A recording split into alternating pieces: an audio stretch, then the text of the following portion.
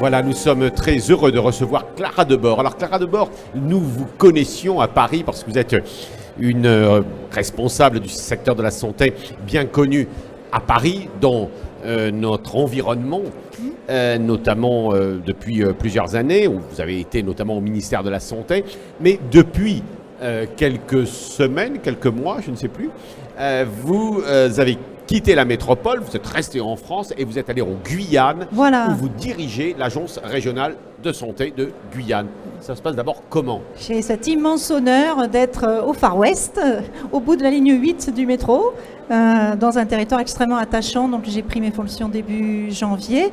Un territoire extrêmement varié, avec énormément d'énergie sur place, beaucoup de professionnels qui ont envie de développer des choses. Et nous, l'ARS, on est là pour les soutenir. Donc,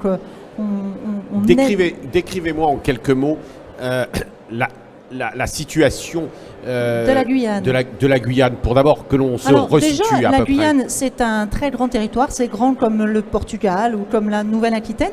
Donc, c'est un très, très grand territoire qui est surtout peuplé d'arbres, puisqu'on a surtout beaucoup d'Amazonie, une forêt vierge absolument magnifique. On a une route sur le littoral uniquement et nous n'avons pas de route à l'intérieur.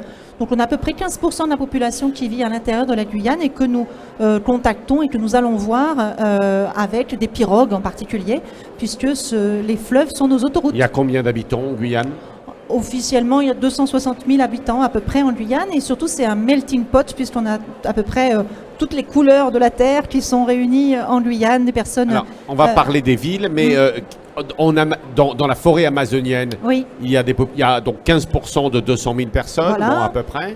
Et nous avons des Amérindiens, des Bushinengue, des gens qui viennent vraiment, qui ont des histoires et des cultures extrêmement riches, extrêmement variées. Des Européens aussi qui viennent travailler. Des Européens, beaucoup des métropolitains qui viennent soit plutôt en début de carrière quand ils ont des jeunes enfants, soit plutôt une fois que les enfants sont partis. Qu'est-ce qu'ils y font comme activité dans la forêt? Ils soignent, on a des... Ah non, je ne parlais pas de ça, je parlais de la population. Ah, la population, mais on a aussi des gens qui s'installent sur les fleuves, mais c'est vrai que l'intérieur de la Guyane, c'est plutôt des populations autochtones. Oui. Et on a des centres de santé, à peu près 18 centres de santé qui sont organisés et gérés par le centre hospitalier de Cayenne, à peu près 16 millions d'euros par an pour faire fonctionner ces centres qui délivrent des soins gratuits à toute la population. Donc une belle fierté, un vrai service public de la santé. Un centre de soins, on dit dans la brousse ou dans la forêt amazonienne dans la forêt, plutôt? Oui, sur les fleuves beaucoup. Sur les fleuves, oui. Un centre, c'est quoi? C'est un dispensaire avec des médicaments? Ça va dépendre de la taille. Le centre de santé de Maripasoula, par exemple, est beaucoup plus important que les centres de santé des tout petites communes. Maripasoula, c'est la commune la plus étendue de France. C'est une commune qui est grande comme une fois et demie l'Île-de-France. Donc on a tout de suite le vertige quand on consulte finalement la géographie de la Guyane et puis une population qui est à la fois qui a beaucoup de besoins de santé. C'est quoi les grandes pathologies que l'on rencontre? On a beaucoup de diabète, d'AVC comme dans les autres outre-mer. On a aussi une croissance démographique très importante avec des thématiques autour de la santé de la mère et de l'enfant qui sont évidemment très importantes. Des grossesses précoces notamment qui sont un des problèmes de la Guyane, des addictions aussi très particulières en Guyane. Et puis on a des flux de population, notamment de populations qui ne sont pas autorisées à vivre en France, mais qu'il faut soigner parfois. Des populations, des garimperos, on appelle ça, des Brésiliens qui viennent faire de leur paillage illégal, donc avec beaucoup de thématiques autour de la sécurité, de l'écologie aussi. On a une forme de conscience écologique que je trouve très riche et très importante en Guyane. Les militaires, dans l'approche médicale, jouent un rôle?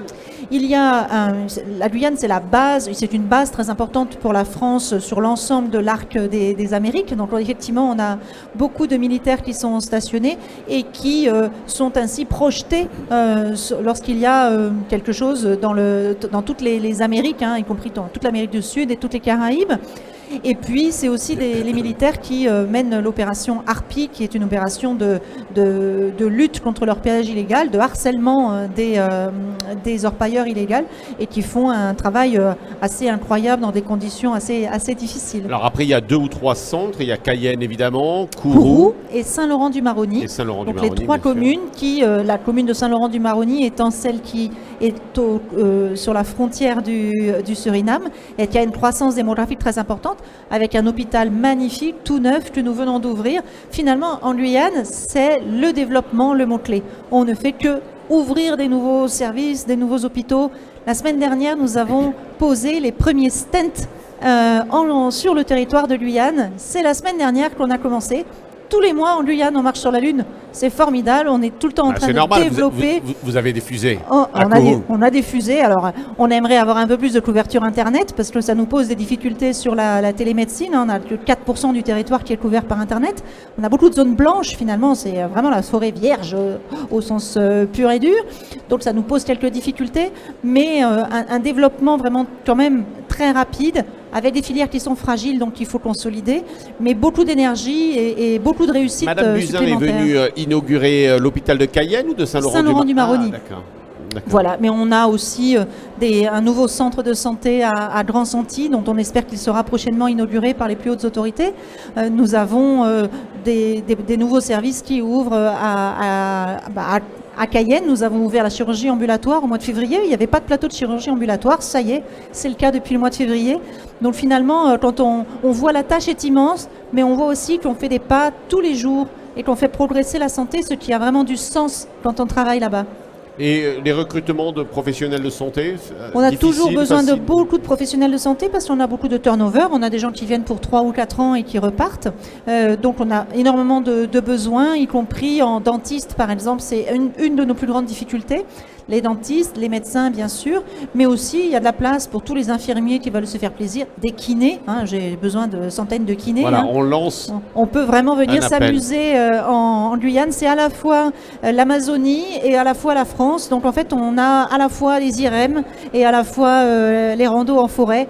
Donc ça donne une couleur très particulière au travail en Guyane. Et ce qui est sympa, c'est que vous avez toujours beaucoup d'enthousiasme. Mais toujours, toujours. Merci d'être venu nous voir. Un grand merci, à bientôt. Clara de Bord.